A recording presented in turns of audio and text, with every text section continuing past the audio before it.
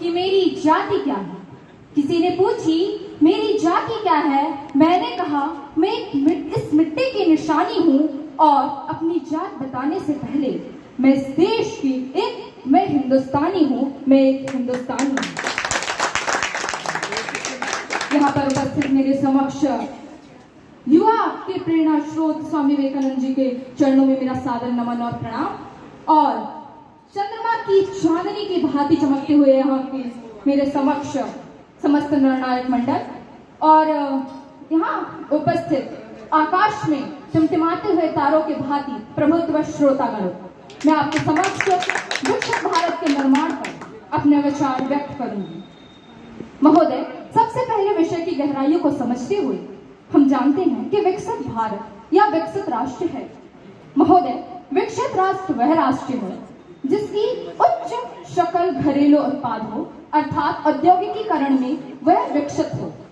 महोदय, यदि मैं इसे अपने तर्कों द्वारा प्रस्तुत करूं तो कुछ इस भांति करूंगी कि पहला कि महोदय, जिसकी शिक्षा, जिस राष्ट्र की शिक्षा सुदृढ़ हो वह राष्ट्र जिसकी सुविधाएं, स्वास्थ्य सुविधाएं सुचारू रूप से संचालित हों, वह राष्ट्र जहां भ्रष्टाचार ना हो, राजनेता और नेता पूरी पारदर्शिता के साथ अपने कार्य को करती हूँ, वह राष्ट्र जहां कोई भी बच्चा आर्थिक स्थिति के कारण शिक्षा से वंचित ना रहा हो, ऐसा राष्ट्र जहां माँ बेटियां संरक्षित नहीं अपितु सुरक्षित हों, ऐसा राष्ट्र जहां कोई भी भूखमारी बेरोजगारी ना हो। महोदय, मेरे तो आंखों में यही एक विकसित राष्ट्र की परिभाषा लगती है। महोदय, मैं एक बात कहना चाहूंगी कि यदि राष्ट्र विकसित करना है तो ऐसा मानना है मेरा कि राष्ट्र विकसित होने से पहले राष्ट्र की जो नींव है हमारी युवा वो विकसित हो।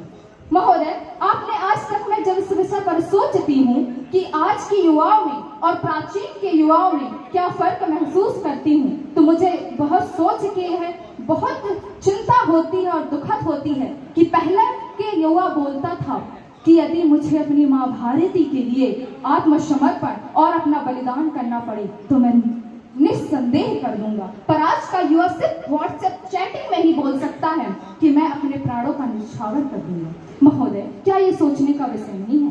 और भारत विकसित करने से पहले राष्ट्र विकसित करना अति महत्वपूर्ण है। महोदय, मैं आपको यह बतला दूं कि भारत एक के सहयोग से विकसित नहीं होगा, अपितु कंधे से कंधा मिलाकर प्रत्येक नागरिक को कार्य करना पड़ेगा।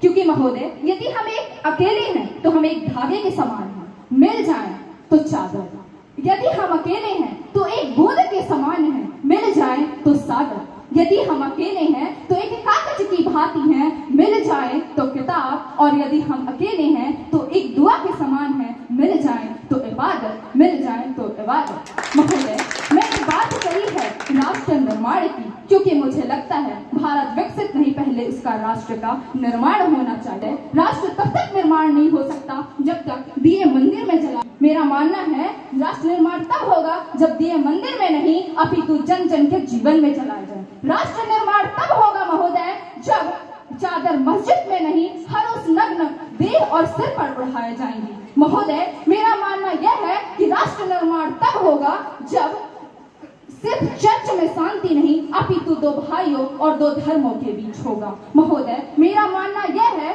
कि राष्ट्र तब निर्माण संभव होगा जब भुखमरी, बेरोजगारी और भ्रष्टाचार जड़ से मिट जाएंगे। और मेरा मानना यह है महोदय कि भारत का निर्माण और एक राष्ट्र निर्माण तब होगा जब अनाथालय और वृद्धाश्रम बनाने की आवश्यकता ही नहीं पड़ेगी। महोदय, मैं जब इस विषय में सोचती हूँ तो मुझे लगता है कि मुझे इस विषय की गहराई को और समझना चाहिए और आपके समक्ष प्रस्तुत करना चाहिए।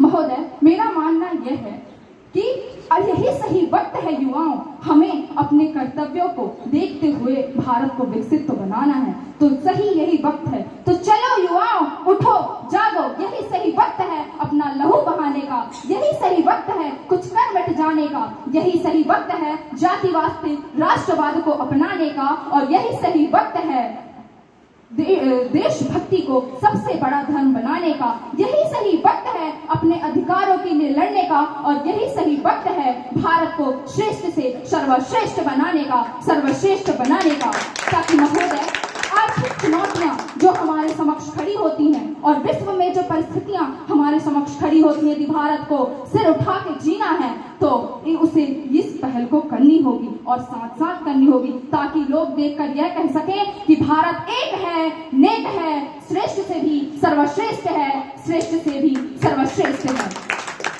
महोदय, मेरा यह भी मानना है तो क्यों ना चलो हम कुछ करें, रक्तदान करके लोगों को जीवन दान दें, पौधारोपण करके पर्यावरण संरक्षण करें, देश में अपनी भागीदारी निभाकर अपने कर्तव्य का पालन करें और अपने विकसित भारत को निर्माण में हम अपना सहयोग और भागीदारी दें। महोदय, मैं अपनी कुछ लाइनों के साथ अपनी इस विषय वस्तु को समाप्त करना चाहूंगी कि उठो जागो भारत के युवाओं, यही वो समय है।